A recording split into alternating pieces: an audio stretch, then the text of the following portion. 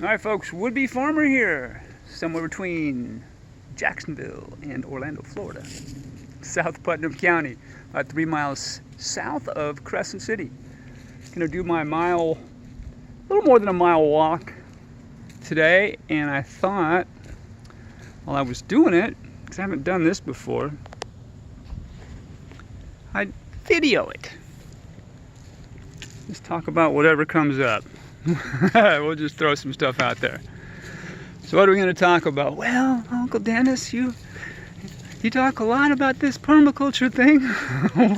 What is permaculture? What is permaculture? Glad you asked, little Tommy.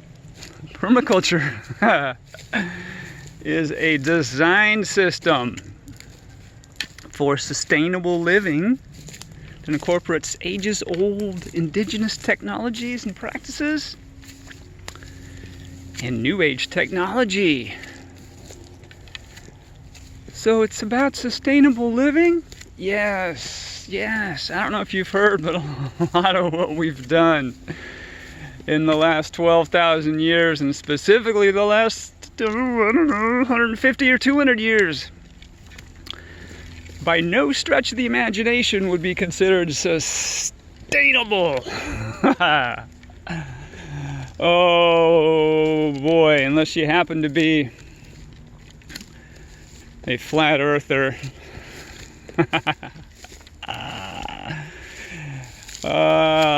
You may be aware of the degradation in our resources, the aquifers that have been deleted, the forests that are not the forests they used to be. And I hear some people saying, whoa, we've planted more trees than okay, we've planted a lot of trees, and that's a start. It's great to plant trees. We should be planting trees. Now here's the thing.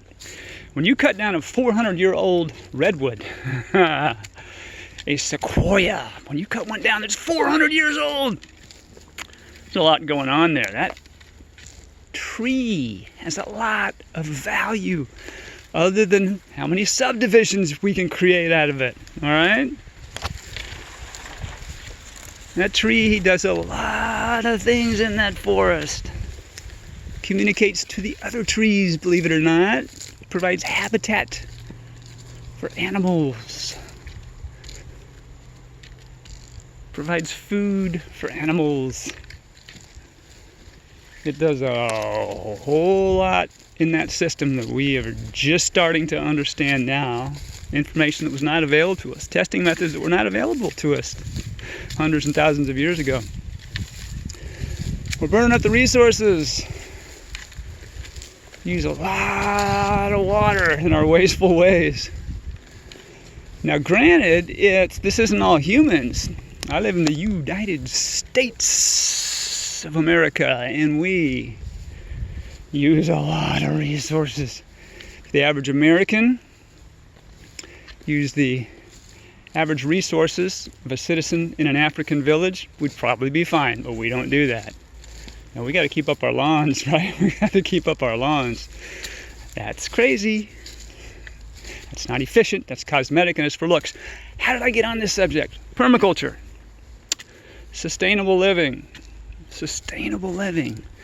Well, what exactly does sustainable living look like? Well, for one thing, it starts with being able to live a lifestyle that we can pass on to the next generations.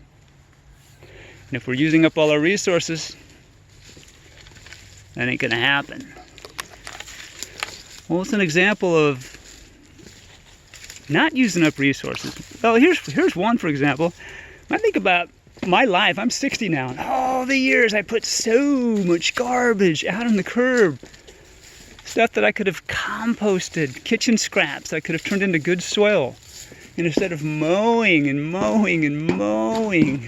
bringing in fertilizers to have my cute little veggie garden, look around here, see all this stuff. We can do our own fertilizer. We're going into a little forest area that we're lucky enough to steward right now, what's called our property.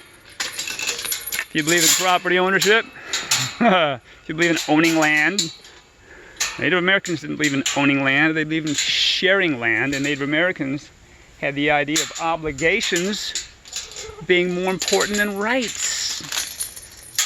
We Westerners often consider our rights to be top shelf. Well, if we looked at some more indigenous beliefs, we have obligations to our fellow species, not just the species of our own, but species of others. So we're going into a forest right now, or what I lovingly call in Florida a fungal. If I consider it a cross between a forest and a jungle. Welcome to the fungal. We can see how the forest recycles. Look down at the forest floor and we can see leaves. Those leaves are what we might call mulch out in the gardening world, right? And these leaves turn into soil. They come from the trees and they fall to the earth. They break down, the worms get them, springtails, decomposers, and they become soil, nutrients for growth. They also retain water. If we took all the leaves and the decaying matter out of here, you have a nice rainfall, bam, the water's gonna much more likely flow down the hill into that pond, not be used here. So the forest floor creates a more moist environment. It recycles. There's nobody comes through here with the garbage truck and carries out the dead raccoon. It breaks down. It becomes food for something. It stays here. It recycles locally. When I think about all the wayward planting that I've done in my life, ridiculous stuff. I bring fertilizer in from somewhere else. Yeah, I could call it organic, but I'm bringing fertilizer in from somewhere else. Well, that's contributing to their erosion. In a forest, fertilizer comes from itself, recycles everything. So, Uncle Dennis, does that mean that you don't put anything out on the curb? Well, first off, we don't have a curb here, it's dirt roads. And yes, some things go out because we get a lot of crap in the mail. And sometimes we order things we need and it comes with some nasty plastic. We are trying to get away from plastic. Yes, we are trying to get away from plastic. Plastic is drastic. Takes forever to break down. Petroleum products are required in its manufacture. It's not a good product. When I think about some of the good aspects of the 19th century, one would include not using plastic. One of the more popular series on television back in the day in the U.S. was Little House on the Prairie. I know Little House on the Prairie, they took land from the Native Americans, and this is egregious, this is not excusable. But in general, they lived without a lot of the modern things that we live with today that burn up a lot of resources. They didn't use plastic. They did not use plastic. So sustainable living, permaculture is sustainable living. If those of us who have the land, I'll give an example. This land right here, is owned by several people. Several people have title to this land. And there's nothing really going on with it other than a graveyard for tires. And I can find this stuff all over my neighborhood. When I say my neighborhood, I'm talking about all my neighbors. My neighbors. Bears, rattlesnakes, alligators. Little birds you can hear there. This is my neighborhood. And in a minute you'll see me down further. You'll see me down further where the humans live. We're kind of at the end of the road here. As you can see, this is technically Thorn Road. It's not really a road, but it's kind of a road. It's more of a path. But permaculture, then,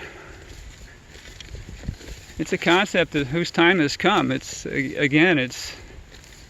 incorporating ages-old indigenous ways of sustainable living that are still being carried on after thousands of years. We can employ new technologies that we've discovered with that so that we can better take care of ourselves, so we can better feed ourselves and provide shelter. Permaculture came out of a kind of a hot environment, political environment in Australia. A professor by the name of Bill Mollison was not happy with what he saw as depletion of resources in his native Australia, small fishing village called Sydney in Tasmania. And he quickly realized that protesting wasn't doing anything. All the protests were doing nothing.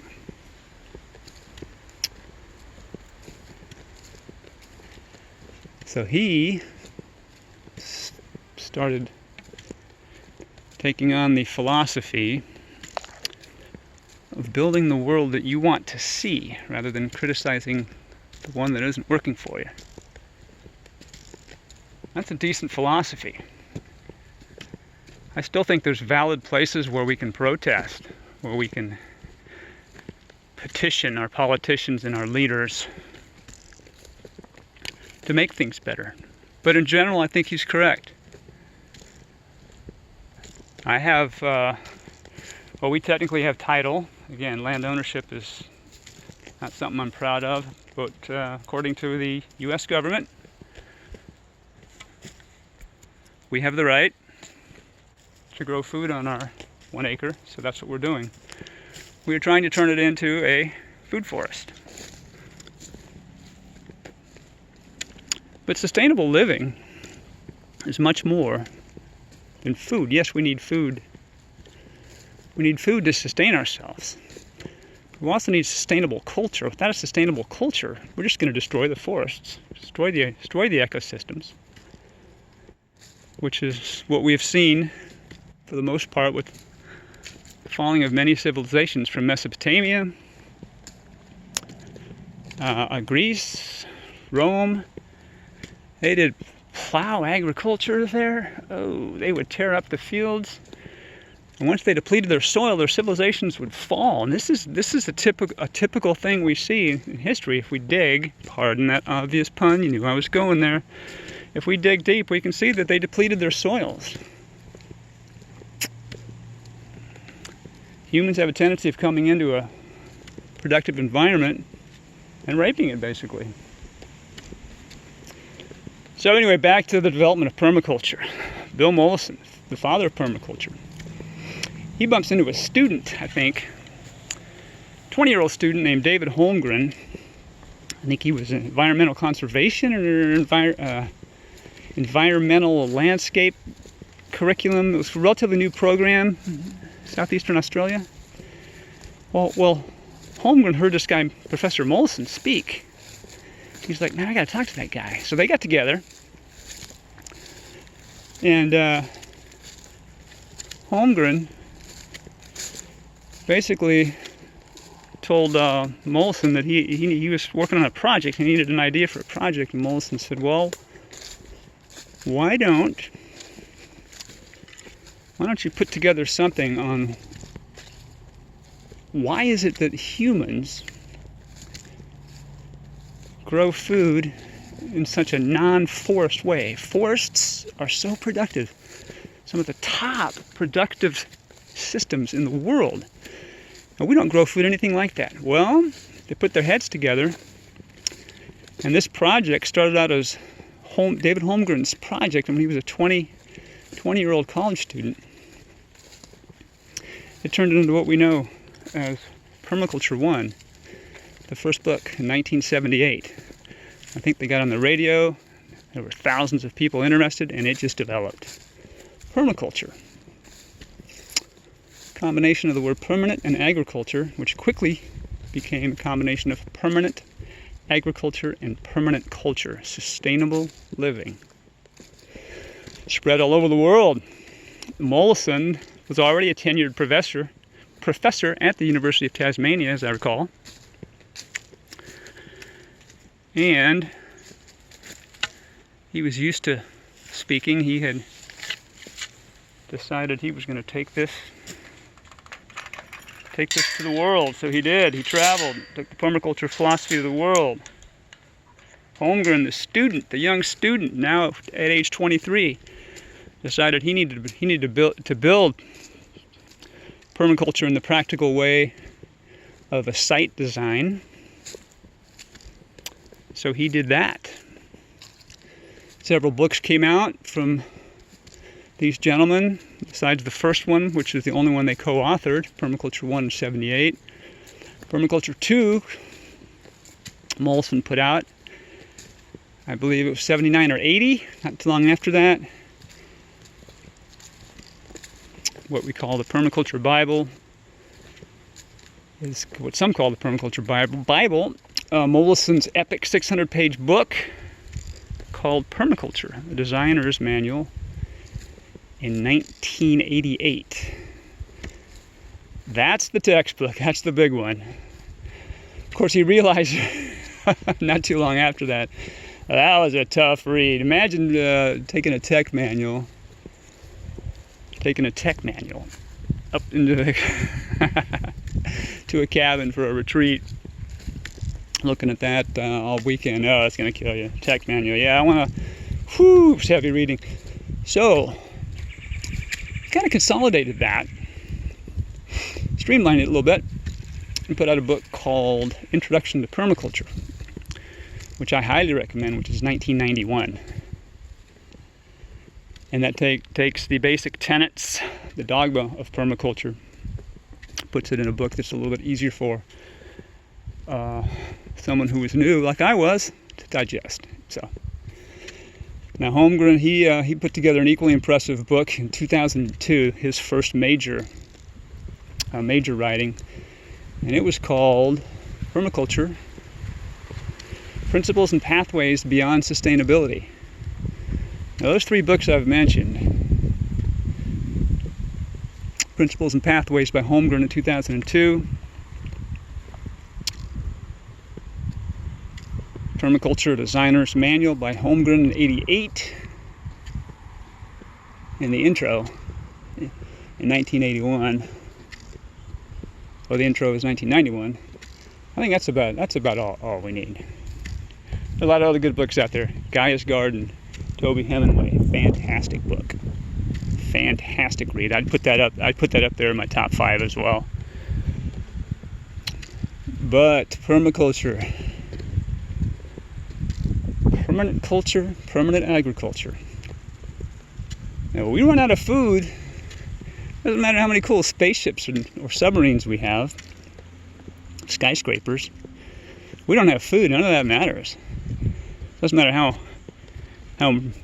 impressed we can be with our travels to outer space, what we can collect from Mars. What are we going to do? We're going to tell the aliens we bump into out there some eventually that, hey man, we're pretty shrewd. Why don't you come back and see how we've messed up our planet? Maybe we can help you mess up yours. I mean, that just doesn't seem like a good idea. Oh lordy. So, what's the answer? Well, I think everybody needs to examine. Each of us needs to examine our intellect, our intuition and instinct. Those things are very important.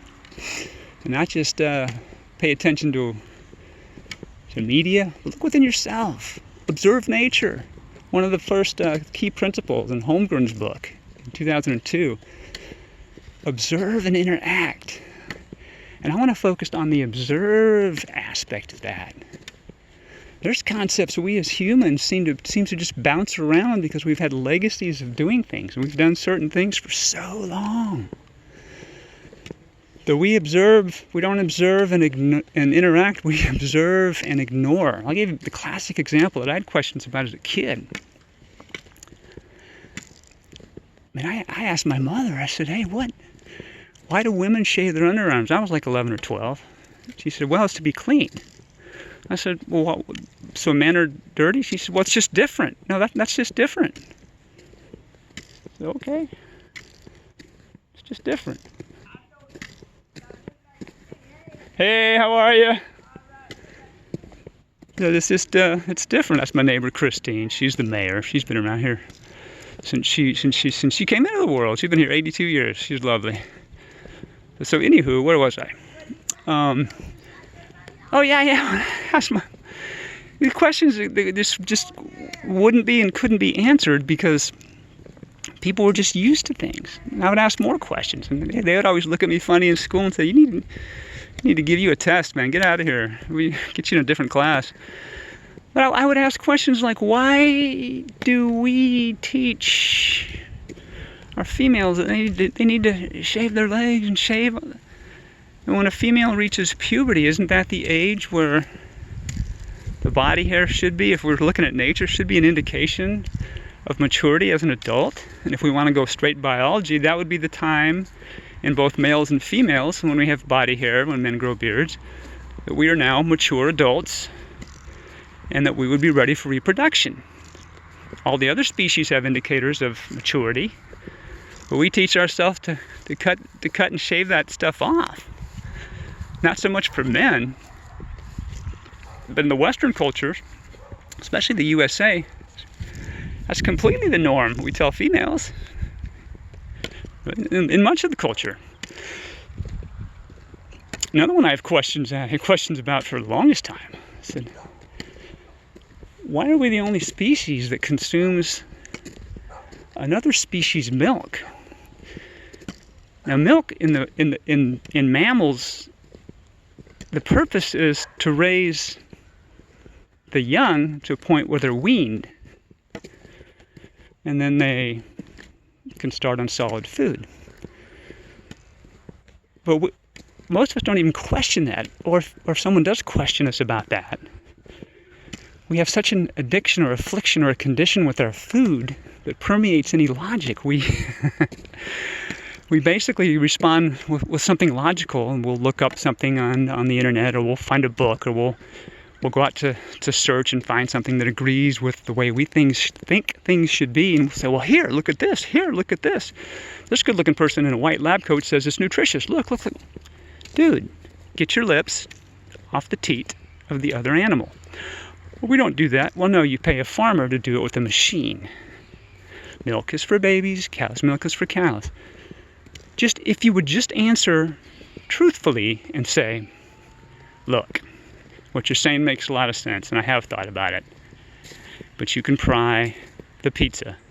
You can pry that pepperoni cheese pizza from my cold, dead hands. See, now this is where we are conditioned, and we can talk about it being a food addiction or whatnot, but it's pretty close to rot in the brain. And how can I say this? Well, because I was that guy. So we need to be in touch with our intellect, our instinct, and our intuition. Not just what somebody tells us. These envelopes of truth that we are given. At about age 6, our parents tuck one in our back pocket, pat us on the butt, send us to school at age 5 or 6 or whatever. We carry these envelopes of truth around us for a long time. Do we ever open them and check them out and see if they're our truths? We just carry them and then we pass them on to our kids? What are some of those truths? Well, religion, for example. I don't know about you, but I was lucky enough to be born under the one true religion of Christianity. That's what I was taught. Others were sinners. I was also lucky enough to not be intersex, not be a hermaphrodite. Lucky enough to be several things. Well, this is what I was taught. That's some horse patooey. Had I been raised in India as a Hindu, there's a pretty good chance I wouldn't be Christian. So would I then believe that I was born under that one true religion? Okay, that doesn't really make a whole lot of sense. So we're handed that one envelope of truth on religion. We're handed an envelope of truth about diet. We're handed an envelope of truth. It's stuck in our pocket. It's about how men treat women, our status in society.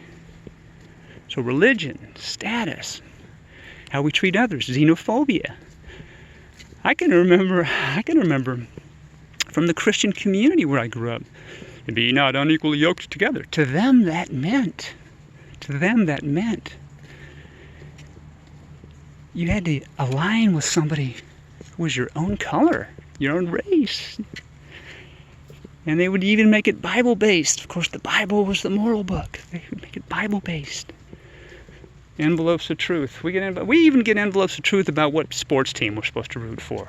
When I was in Scotland, you either rooted for Glasgow, you rooted for the Rangers or the Celtic team. Oh, it was crazy. Envelopes of truth. So I think good parents, good adults who decide to have children need to teach them to be critical thinkers so that they can develop their own ideas, so they don't carry these envelopes of truth about everything throughout their life. Diet, religion, social philosophy, how we're supposed to interact, the fears. Well, so I've babbled a bit. I guess I will throw this on YouTube. I'll put a bunch of stuff out there.